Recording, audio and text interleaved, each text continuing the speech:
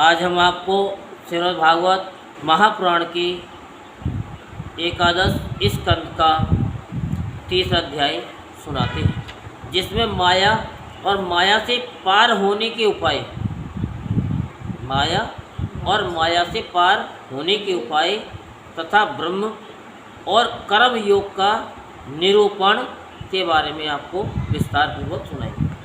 राजा निमि ने पूछा, भगवान सर्वशक्तिमान परम कारण विष्णु भगवान की माया बड़े बड़े मायावियों को भी मोहित कर देती है, उसे कोई पहचान नहीं पाता, और आप कहते हैं कि भक्त उसे देखा करता है।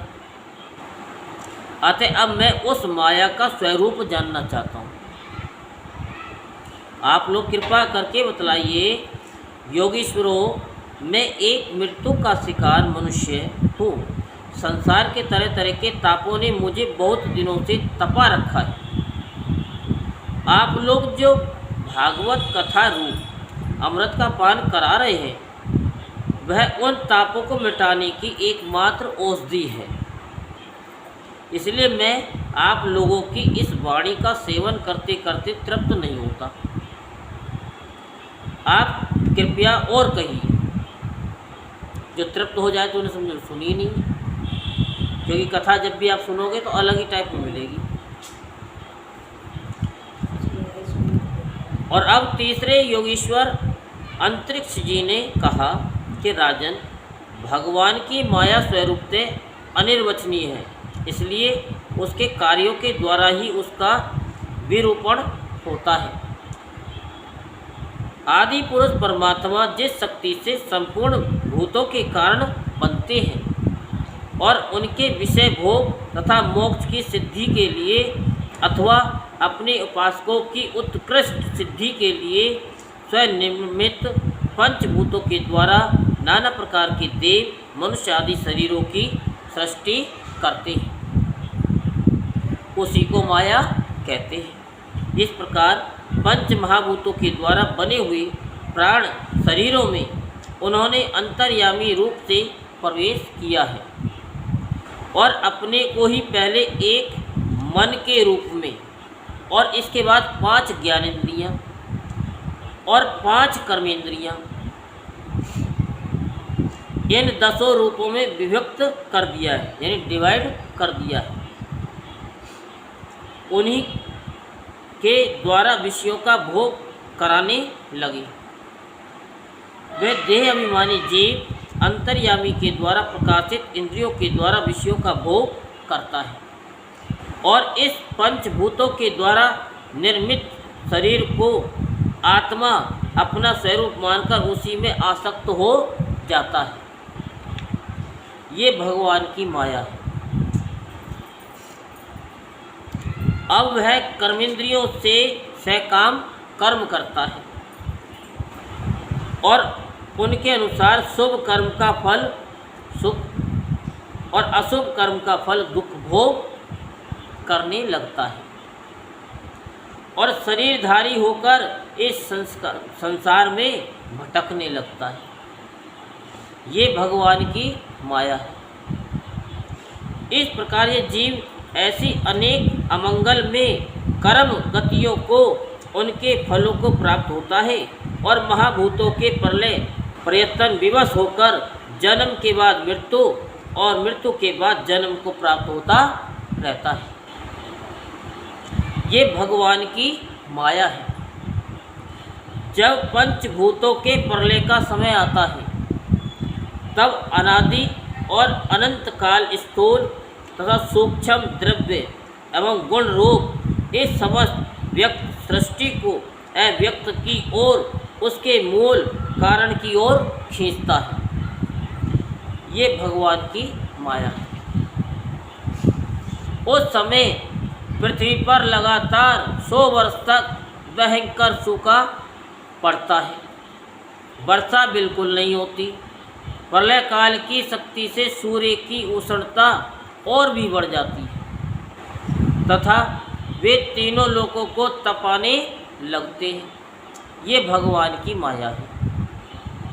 उस समय शेषनाग संकर्षण के मुंह से आग की प्रचंड लपटें निकलती हैं और वायु की प्रेरणा से वे लपटें पाताल लोक से जलाना आरंभ करती हैं तथा और भी ऊंची ऊंची होकर चारों ओर फैल जाती हैं। ये भगवान की माया है। इसके बाद प्रलयकालीन साम्वर्तक मेघघन हाथी की सूंड के समान मोटी मोटी धाराओं से 100 वर्ष तक बरसता रहता है। उससे ये विराट ब्रह्मांड जल में डूब जाता है। ये भगवान की माया है। माया तो आपने भी देखी है, लेकिन ध्यान नहीं। अभी कहीं बाढ़ आई थी कुछ दिन पहले, महीने साल भर पहले, देखा कि कार भी मकान भी सब बह गए। टीवी में ही देखा। अब वो विदेश के भी तो पता नहीं, वो सारे उड़ गए। आपने देखा, एक नहीं कई जगह आपने टीवी में देखा कैसे चले गए। तो क्या ये सब भगवान की माया है? मकान भी, कार भी, पुल भी, पता नहीं क्या क्या उड़ गए। ये भगवान की माया है। कोई जान के किया किसी ने? नहीं, वो भगवान की माया है। भगवान हमें दिखा भी रहे हैं, लेकिन हम उसको समझ नहीं पा रहे। कथई तो है, सुन लो, इससे सुनो, इससे निकाल दो। नहीं, इससे सुनो और इसको यहाँ उतारो। तो राजन, उस समय जैसे बिना ईंधन के आग बुझ जाती है, वैसे ही विराट पुरुष ब्रह्मा अपने ब्रह्मांड शरीर को छोड़कर सूक्ष्म स्वरूप अव्यक्त में लीन हो जाते हैं। ये भगवान की माया है। वायु पृथ्वी की गंध खींच लेती है, जिससे वह जल के रूप में हो जाती है, और जब वही जल वायु जल के रस को खींच लेती है, तब वह जल अपना कारण अग्नि बन जाता है। ये भगवान की माया है। जब अंधकार अग्नि का रूप ले लेता है या अग्नि का रूप छीन लेता है, तब वह अग्नि वायु में लीन हो जाती है। और जब अवकाश रूप आकाश वायु की स्पर्श शक्ति छीन लेता है, तब वह आकाश में लीन हो जाता है। ये भगवान की माया है। राजन, तदंतर काल रूप ईश्वर आकाश के शब्द गुण को हरण कर लेता है, जिससे वह तामस अहंकार में लीन हो जाता है। इंद्रियां और बुद्धि राजस अहंकार में लीन होती है। मन सात्विक अहंकार से उत्पन्न देवताओं के साथ सात्विकी अहंकार में प्रवेश कर जाता है तथा अपने 3 प्रकार के कार्यों के साथ अहंकार मह तत्व में लीन हो जाता है। मह तत्व प्रकृति में और प्रकृति ब्रह्म में लीन होती है। फिर इसी के उल्टे क्रम से सृष्टि होती है। ये भगवान की माया है। ये सृष्टि, स्थिति और संहार करने वाली त्रिगुणमयी माया है। इसका हमने आपसे वर्णन किया। अब और आप क्या सुनना चाहते हो? राजा निमि ने पूछा, महर्षि, इस भगवान की माया को पार करना उन लोगों के लिए तो बहुत ही कठिन है जो अपने मन को वश में नहीं कर पाए हैं। अब आप कृपया करके ये बतलाइए, जो लोग शरीर आदि में आत्म बुद्धि रखते हैं तथा जिनकी समझ मोटी है, क्या वे भी अनायास ही इसे कैसे पार कर सकते हैं? ये जरूरी तो नहीं कि सभी पढ़े लिखे हो। कोई अगर अनपढ़ हो तो क्या भगवान नहीं मिलेंगे? मिलेंगे। तो ऐसे ही चीज़ ये पूछी है। अब चौथे योगीश्वर परबुद्ध जी बोले, राजन, स्त्री पुरुष संबंध आदि बंधनों में बंधे हुए संसारी मनुष्य सुख की प्राप्ति और दुख की निवृत्ति के बड़े बड़े कर्म करते रहते हैं। जो पुरुष माया के पार जाना चाहता है, उसको विचार करना चाहिए कि उनके कर्मों का फल किस प्रकार विपरीत होता जाता है, उल्टा कैसे होता है। वे सुख के बदले दुख पाते हैं और दुख निवृत्ति के स्थान पर दिनों दिन दुख बढ़ता ही जाता है। एक धन को ही लो, इससे दिन पर दिन दुख बढ़ता ही है, इसको पाना भी कठिन है और यदि किसी प्रकार मिल भी जाए तो आत्मा के लिए तो ये मृत्यु स्वरूपी है।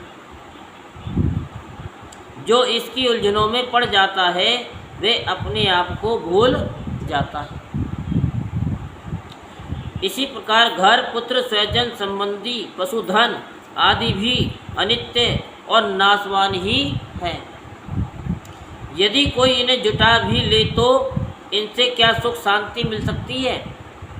इसी प्रकार जो मनुष्य माया से पार जाना चाहता है उसे ये भी समझ लेना चाहिए कि मरने के बाद प्राप्त होने वाले लोक परलोक भी ऐसे ही नाशवान हैं, क्योंकि इस लोक की वस्तुओं के समान वे भी कुछ सीमित कर्मों के सीमित फल मात्र हैं। वहाँ भी पृथ्वी के छोटे छोटे राजाओं के समान बराबर वालों से होड़ अथवा लाग डांट रहती है। अधिक ऐश्वर्य और सुख वालों के प्रति छिंद्रा वेषण तथा ईर्षा द्वेष का भाव रहता है। कम सुख और ऐश्वर्य वालों के प्रति घृणा रहती है एवं कर्मों का फल पूरा हो जाने पर वहाँ से पतन होता ही है, उसका नाश निश्चित है। नाश का भय वहाँ भी नहीं छोड़ पाता। इसलिए जो परम कल्याण का जिज्ञासु हो, ध्यान से सुनना, उसे गुरुदेव की शरण लेनी चाहिए। और गुरुदेव कैसे होने चाहिए? ऐसे होने चाहिए जो शब्द ब्रह्म वेदों के पारदर्शी विद्वान हो, जिससे वे ठीक ठीक समझा सकें, बात को घुमाए नहीं, गोल नहीं करें कि एक तरफ तो कह दिया ये और एक तरफ उसका उल्टा कर दिया। और साथ ही पर ब्रह्म में परिनिष्ठ तत्वज्ञानी भी हो, तत्वज्ञानी, ताकि अपने अनुभव के द्वारा प्राप्त हुई रहस्यों की बातों को बता सके। उनका चित्त शांत हो, व्यवहार के प्रपंच में विशेष प्रवृत्ति न हो। जिज्ञासु को चाहिए कि गुरु को ही अपना परम प्रियतम आत्मा और इष्ट देव माने, उनकी निष्कपट भाव से सेवा करे और उनके पास रहकर भागवत धर्म की भगवान को प्राप्त कराने वाले भक्ति भाव के साधनों की क्रियात्मक शिक्षा ग्रहण करें। क्रियात्मक शिक्षा जो आपको क्रिया कराते हैं वो, इन्हीं साधनों से सर्वात्मा एवं भक्तों को अपने आत्मा का दान करने वाले भगवान प्रसन्न होते हैं। पहले शरीर, संतान आदि में मन की अनासक्ति सीखें। पहले क्या सीखें? अनासक्ति। किसकी? शरीर, पहला शरीर है, फिर संतान है।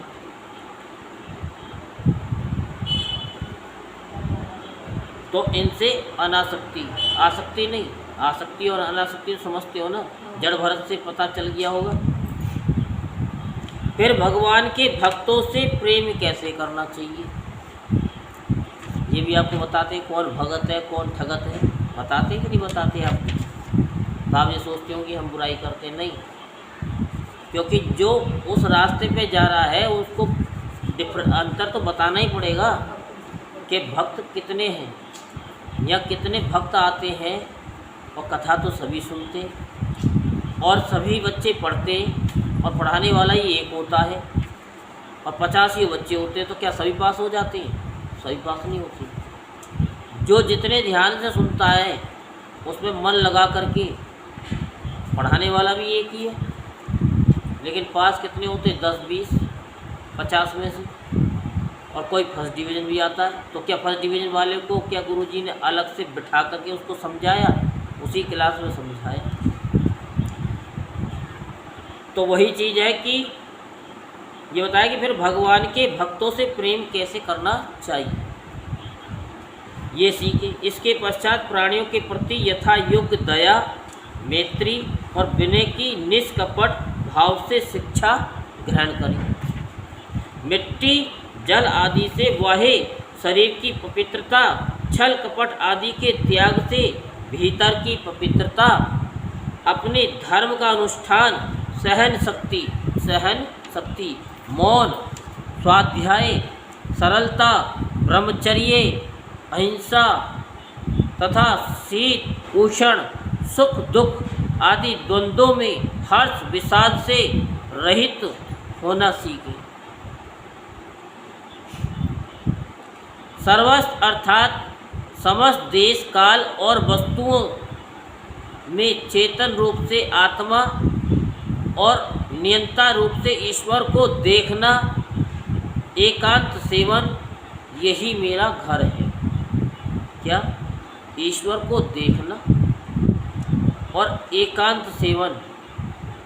जितना आप एकांत में रहोगे उतना आप परमात्मा के निकट रहोगे। तो ऐसा भाव न रखना, ग्रस्त हो तो पवित्र वस्त्र पहनना और त्यागी हो तो फटे पुराने पवित्र चिथड़े, जो कुछ प्रारब्ध के अनुसार मिल जाए उसी में संतोष करना सीखे। भगवान की प्राप्ति का मार्ग बतलाने वाले शास्त्रों में श्रद्धा और दूसरे किसी भी शास्त्र की निंदा न करना। प्राणायाम के द्वारा मन का, मौन के द्वारा वाणी का और वासनाहीनता के अभ्यास से कर्मों का संयम करना। सत्य बोलना, इंद्रियों को अपने अपने गोलकों में स्थित रखना और मन को कहीं बाहर न जाने देना सीखे। क्योंकि मन क्या है, बैठे यहाँ है और कथा सुनते सुनते पता नहीं कहाँ का भ्रमण करके आ गया है। आएगा तो सही, क्योंकि जो जहाँ से जाएगा ना वो वहीं आएगा। अब जैसे आप अपने घर से आए तो यहाँ से चाहे कितने भी तुम और कहीं चले जाओ, लेकिन जाओगे तो घर में। तो राजन, भगवान की लीलाएं अद्भुत हैं, उनके जन्म कर्म और गुण दिव्य हैं। उन्हीं का श्रवण, कीर्तन और ध्यान करना तथा शरीर से जितनी भी चेष्टाएं हो सब भगवान के लिए करना सीखें। यज्ञ, दान, तप अथवा जप, सदाचार का पालन और स्त्री, पुत्र, घर, अपना जीवन, प्राण तथा जो कुछ अपने को प्रिय लगता हो सब का सब भगवान के चरणों में निवेदन करना, उन्हें सौंप देना सीखें। कि मैंने प्रभु आपको सौंप दिया, तू जाने तेरा काम जाने। जिन संत पुरुषों ने सच्चिदानंद स्वरूप भगवान श्री कृष्ण का अपने आत्मा और स्वामी के रूप में साक्षात्कार कर लिया हो, उनसे प्रेम और स्थावर जंगम दोनों प्रकार के प्राणियों की सेवा, विशेष करके मनुष्यों की और मनुष्यों में भी परोपकारी सज्जनों की और उनमें भी भगवत प्रेमी संतों की करना सीखे। भगवान के परम पावन यश के संबंध में ही एक दूसरे से बातचीत करना और इस प्रकार के साधकों का इकट्ठे होकर आपस में प्रेम करना, आपस में संतुष्ट रहना और प्रपंच से निवृत्त होकर आपस में ही आध्यात्मिक शांति का अनुभव करना सीखें। राजन, श्री कृष्ण राशि राशि पापों को एक क्षण में भस्म कर देते हैं। सब उन्हीं का स्मरण करें और एक दूसरे को स्मरण करावें। इस प्रकार साधन भक्ति का अनुष्ठान करते करते प्रेम भक्ति का उदय हो जाता है और वे प्रेमोद्रक से पुलकित शरीर धारण करते हैं। उनके हृदय की बड़ी विलक्षण स्थिति होती है। कभी कभी वे इस प्रकार चिंता करने लगते हैं कि अब तक भगवान नहीं मिले, क्या करूं, कहाँ जाऊं, किससे पूछूं, मुझे कौन उनकी प्राप्ति करावे। इस तरह सोचते सोचते वे रोने लगते। तो कभी भगवान की लीला की स्फूर्ति हो जाने से ऐसा देखकर कि परमेश्वरशाली भगवान गोपियों के डर से छिपे हुए हैं। अभी मैंने कुछ क्वेश्चन बोले थे, उनमें से एक दो तो आपको भी आती हैं, नहीं आती? हाँ, नहीं आती। खेल खिलाकर हंसने लगते हैं। कभी कभी उनके प्रेम और दर्शन की अनुभूति से आनंद मग्न हो जाते हैं। तो कभी लोकातीत भाव में स्थित होकर भगवान के साथ बातचीत करने लगते हैं। कभी मानव उन्हें सुना रहे हो, इस प्रकार उनके गुणों का गान छेड़ देते हैं। और कभी नाच नाच कर उन्हें रिझाने लगते हैं। कभी कभी उन्हें अपने पास न पाकर इधर उधर ढूंढने लगते हैं। तो कभी कभी उनसे एक होकर उनकी सन्निधि में स्थित होकर परम शांति का अनुभव करते और चुप हो जाते हैं। राजन, जो इस प्रकार भागवत धर्मों की शिक्षा ग्रहण करता है, उसे उनके द्वारा प्रेम भक्ति की प्राप्ति हो जाती है और वह भगवान नारायण के पारायण होकर उस माया को अनायास ही पार कर जाता है, जिसके पंजे से निकलना बहुत ही कठिन है।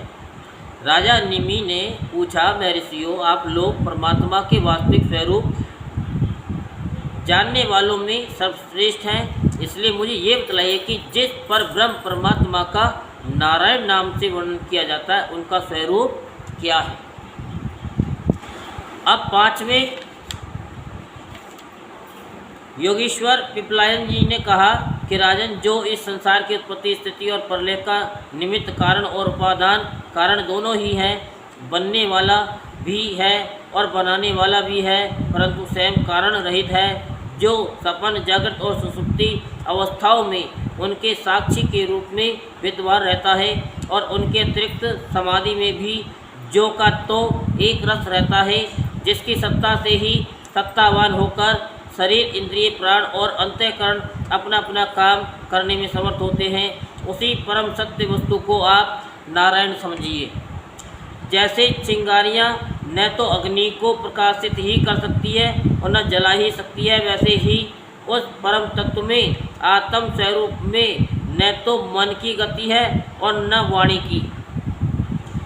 नेत्र उसे देख नहीं सकते, बुद्धि सोच नहीं सकती, प्राण और इंद्रियां जो उसके पास तक नहीं फटक पाती, नेति नेति इत्यादि श्रुतियों के शब्द भी वह यह है इस रूप में उसका वर्णन नहीं करते, बल्कि उसको बोध कराने वाले जितने भी साधन हैं उसका निषेध करके तात्पर्य रूप से अपना मूल निषेध का मूल लक्षित करा देते हैं। क्योंकि यदि निषेध के आधार की आत्मा की सत्ता न हो तो निषेध कौन कर रहा है, निषेध की वृत्ति किसमें है, इन प्रश्नों का कोई उत्तर ही न रहे। निषेध की ही सिद्धि न हो। जब सृष्टि नहीं थी तब केवल एक वही था। सृष्टि का निरूपण करने के लिए उसी को त्रिगुण सत्वरजतम में प्रकृति कहकर वर्णन किया गया है। फिर उसी को ज्ञान प्रधान होने से, महत्त्व क्रिया प्रधान होने से सूत्रात्मा और जीव की उपाधि होने से अहंकार के रूप में वर्णन किया गया है। वास्तव में जितनी भी शक्तियां हैं, चाहे वे इंद्रियों के अधिष्ठात्र देवताओं के रूप में हो, चाहे इंद्रियों के उनके विषयों के अथवा विषयों के प्रकाश के रूप में हो, सब का सब वह ब्रह्म ही है, क्योंकि ब्रह्म की शक्ति अनंत है। कहाँ तक कहूँ, जो कुछ दृश्य अदृश्य कार्य कारण सत्य और असत्य है, सब कुछ ब्रह्म है। इनसे परे जो कुछ है वह भी ब्रह्म ही है। वह ब्रह्म स्वरूप आत्मा न तो कभी जन्म लेता है और न मरता है, वह न तो बढ़ता है न घटता ही है। जितने भी परिवर्तनशील पदार्थ हैं, चाहे वे क्रिया, संकल्प और उनके अभाव के रूप में ही क्यों न हो, सबकी भूत, भविष्यत और वर्तमान सत्ता का वह साक्षी है। सब में है, देश, काल और वस्तु से अपरिच्छिन्न है, अविनाशी है। वह उपलब्धि कराने वाला अथवा उपलब्धि का विषय नहीं है, केवल उपलब्धि स्वरूप, ज्ञान स्वरूप है। जैसे प्राण तो एक ही रहता है, परंतु स्थान भेद से उसके अनेक नाम हो जाते हैं, वैसे ही ज्ञान एक होने पर भी इंद्रियों के सहयोग से उनमें अनेकता की कल्पना हो जाती है। जगत में 4 प्रकार के जीव होते हैं: अंडा फोड़कर पैदा होने वाले पक्षी, सांप आदि, और नाल में बंधे पैदा होने वाले पशु, मनुष्य, धरती फोड़कर निकलने वाले वृक्ष, वनस्पति, और पसीने से उत्पन्न होने वाले खटमल आदि। इन सभी जीव शरीरों में प्राण शक्ति जीव के पीछे लगी रहती है। शरीरों के भिन्न भिन्न होने पर भी प्राण एक ही रहता है। ऐसे समझो, समझा देता हूँ। जैसे बिजली एक है, बिजली तो एक ही है। और उसे फ्रिज में लगा दो तो ठंडा करने लग जाएगी, उसे हीटर में लगा दो तो गर्म करने लग जाएगी, और शरीर से लगा लो तो ऊपर पहुँचा देगी। तो बिजली तो एक ही है। बल्ब में लगा दो तो रोशनी फेंकने लग जाएगी। तो बिजली तो एक ही है, लेकिन वो साधन जो यंत्र है उससे वो उसके कार्य अलग अलग दिखने पड़ लगते हैं। सुषुप्ति अवस्था में जब इंद्रियां निश्चेष्ट हो जाती है, अहंकार भी सो जाता है, लीन हो जाता है, अर्थात लिंग शरीर नहीं रहता। उस समय यदि कूटस्थ आत्मा भी न हो तो इस बात की पीछे से स्मृति ही कैसे हो कि मैं सुख से सोया था। पीछे होने वाली ये स्मृति ही उस समय आत्मा के अस्तित्व को प्रमाणित करती है। जब भगवान कमलनाभ के चरण कमलों को प्राप्त करने की इच्छा से तीव्र भक्ति की जाती है, तेज भक्ति, तब वह भक्ति ही अग्नि की भांति गुण और कर्मों से उत्पन्न हुए चित्त के सारे मलों को जला डालती है। अब जब चित्त शुद्ध हो जाता है तब आत्म तत्व का साक्षात्कार हो जाता है। जैसे नेत्रों के विकार हो जाने पर सूर्य के प्रकाश की प्रत्यक्ष अनुभूति होने लगती है। राजा निमि ने पूछा, योगीश्वरों, अब आप लोग हमें कर्म योग का उपदेश कीजिए, जिसके द्वारा शुद्ध होकर मनुष्य शीघ्र परम निष्कर्मीय अर्थात कर्तृत्व, कर्म और कर्म फल की कराने वाला ज्ञान प्राप्त करता है। एक बार यही प्रश्न मैंने अपने पिता महाराज इक्ष्वाकु के सामने ब्रह्मा जी के मानस पुत्र सनकादि ऋषियों से पूछा था, परंतु उन्होंने सर्वज्ञ होने पर भी मेरे प्रश्न का उत्तर न दिया। इसका क्या कारण था? कृपा करके मुझे बताइए। अब छठे योगीश्वर आविर्होत्र जी ने कहा, राजन, कर्म, शास्त्र विहित अकर्म और विकर्म, ये तीनों एकमात्र वेद के द्वारा जाने जाते हैं। इनकी व्यवस्था लौकिक रीति से नहीं होती। वेद अपौरुषेय है, ईश्वर रूप है, इसलिए उनके तात्पर्य का निश्चय करना बहुत कठिन है। इसी से बड़े बड़े विद्वान भी उनके अभिप्राय का निर्णय करने में भूल कर बैठते। इसी से तुम्हारे बचपन की ओर देखकर तुम्हें अनाधिकारी समझकर सनकादि ऋषियों ने तुम्हारे प्रश्न का उत्तर नहीं दिया। ये वेद परोक्ष वादात्मक है, जिसमें शब्दार्थ कुछ और मालूम दे और तात्पर्यार्थ कुछ और हो, उसे परोक्षवाद कहते हैं। ये कर्मों की निवृत्ति के लिए कर्म का विधान करता है। जैसे बालक को मिठाई आदि का लालच देकर औषध खिलाते हैं, वैसे ही ये अनभिज्ञों को स्वर्ग आदि का प्रलोभन देकर श्रेष्ठ कर्म में प्रवृत्त करता है। जिसका ज्ञान निवृत्त नहीं हुआ, जिसकी इंद्रियां बस में नहीं, वह यदि मनमाने ढंग से वेदोक्त कर्मों का परित्याग कर देता है तो वह विहित कर्मों का आचरण न करने के कारण विकर्म रूप अधर्म ही करता है। इसलिए वह मृत्यु के बाद फिर मृत्यु को प्राप्त होता है। इसलिए फल की अभिलाषा छोड़कर और विश्वात्मा भगवान को समर्पित कर जो वेदोक्त कर्म का ही अनुष्ठान करता है, उसे कर्मों की निवृत्ति से प्राप्त होने वाली ज्ञान रूप सिद्धि मिल जाती है। जो वेदों में स्वर्ग आदि रूप फल का वर्णन है, उसका तात्पर्य फल की सत्यता में नहीं है, वह तो कर्मों में रुचि उत्पन्न कराने के लिए है। राजन, जो पुरुष चाहता है कि शीघ्र से शीघ्र मेरे ब्रह्म स्वरूप आत्मा की हृदय ग्रंथि में और मेरे की कल्पित गांठ खुल जाए, उसे चाहिए कि वैदिक और तांत्रिक दोनों ही पद्धति से भगवान की आराधना करे। उसे कहते हैं ना तांत्रिक, वैदिक। भागवत में क्या लिखा? दोनों ही। पहले सेवा आदि के द्वारा गुरुदेव की दीक्षा प्राप्त करे, फिर उनके द्वारा अनुष्ठान की विधि सीखे गुरु जी से। अपने को भगवान की जो मूर्ति प्रिय लागे, अभिष्ट जान पड़े, उसी के द्वारा पुरुषोत्तम भगवान की पूजा करे। पहले स्नान आदि से शरीर और संतोष आदि से अंतःकरण को शुद्ध करे। इसके बाद भगवान की मूर्ति के सामने बैठकर प्राणायाम आदि के द्वारा भूत शुद्धि नाड़ी शोधन करे।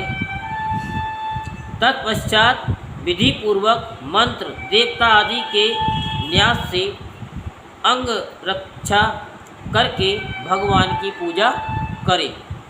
पहले पुष्प आदि पदार्थों का जंतु आदि निकालकर पृथ्वी को सम्मार्जन आदि से अपने को अव्यग्र होकर और भगवान की मूर्ति को पहले ही की पूजा के लगे हुए पदार्थों के छालन आदि से पूजा के योग्य बनाकर फिर आसन पर मंत्र उच्चारण पूर्वक जल छिड़ककर पाद अर्घ आदि पात्रों को स्थापित करे।